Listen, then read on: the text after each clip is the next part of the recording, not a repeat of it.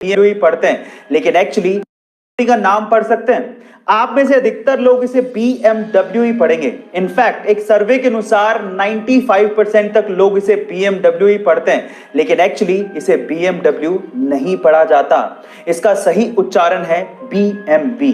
अब ये कैसे हुआ मैं आपको बताता हूं। एक्चुअली ये कार एक 3 लेटर वर्ड से बनी है और इंग्लिश में अक्सर इसे BMW पढ़ दिया जाता है, लेकिन मैं आपकी जानकारी के लिए आपको बता दूं कि ये कार कंपनी जर्मन है और जर्मन ब्रांड के लिए इंग्लिश वैलिड नहीं है और जर्मन लैंग्वेज में इसे BMW नहीं बल्कि BMW पढ़ा जाता है। गाइस, ये इंटरेस्टिंग फैक्ट जान के आपको कैसा लगा चैट सेक्शन में जरूर लिखना। पूरी जिंदगी में ऐसी खूबसूरत और ऐसी लग्जरियस कार कभी नहीं देखी। देखिए, खरीद पाएंगे नहीं खरीद पाएंगे वो मैं नहीं जानता हूं, लेकिन दुनिया में इतनी खूबसूरत कारें भी हैं और वो हमने देखी हैं, ये एहसास ही काफी है।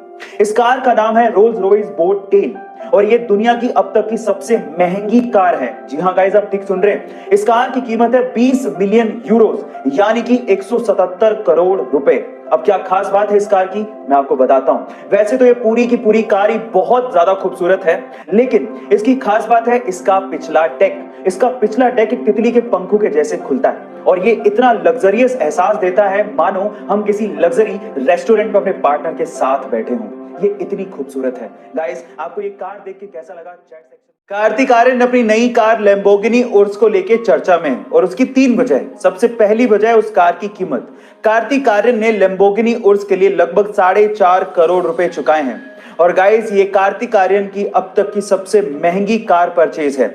दूसरी वजह है कि कार्तिक आर्यन को इस कार की डिलीवरी 3 महीने बाद मिलने वाली थी, जो कि कार्तिक आर्यन को मंजूर नहीं था और सिर्फ इसी वजह से इटली से मुंबई तक ट्रांसपोर्ट करने के लिए कार्तिक आर्यन ने इस कार के लिए लगभग 50 लाख रुपए एक्स्ट्रा खर्च किए। और तीसरी वजह है कार को खरीदने के बाद उनके द्वारा डाला गया सोशल मीडिया पे कैप्शन। कार की डिलीवरी मिलने के बाद कार्तिक आर्यन ने सोशल मीडिया पे लिखा, ले ली पर शायद मैं महंगी चीजों के लिए नहीं बनाऊं। अगर आपने गौर किया हो तो महात्मा बुद्ध की तस्वीरों और उनकी मूर्तियों में उनके सिर पर घुंघराले बाल दिखाए जाते हैं, लेकिन एक्चुअली वो घुंघराले बाल है ही नहीं। हो गए ना हैरान। गाइस, पौराणिक मान्यताओं के हिसाब से बुद्ध भिक्षुओं को उनके तन की पवित्रता को बनाए रखने के लिए मुंडन करवाना पड़ता है, तो गौतम बुद्ध ने भी अपने सिर का मुंडन करवाया था, यानी कि उनके सिर पे बाल थे ही नहीं। लेकिन चिलचिलाती धूप में जब वो तपस्या करते थे तो 108 घोंगे यानी कि स्नेल्स ने उनके सिर को ढक लिया था ताकि इस कड़कती धूप में उनको हीट स्ट्रोक ना लगे। गाइस, क्या आपको इसके पहले तक ये फैक्ट पता था? और अगर नहीं पता था तो चैट सेक्शन में जरूर। अगर आपके पास लैपटॉप है तो लैपटॉप चार्जर के पिन के पास आपने ये सिलेंडर जरूर देखा होगा। क्या आपने कभी पूछने की कोशिश करी कि ये सिलेंडर क्या है और किस काम आता है? चलिए मैं आपको बताता हूं। इस सिलेंडर को फेराइट बिड कहा जाता है और इस फेराइट बिड सिलेंडर का इस्तेमाल इलेक्ट्रॉनिक सर्किट में से हाई फ्रीक्वेंसी नॉइज सिग्नल को फिल्टर करने के लिए किया जाता है। गाइस, फेराइट एक सेरेमिक मिक्सचर है जिसको आयरन थर्ड ऑक्साइड और कुछ मेटल्स को मिक्स करके बनाया जाता है।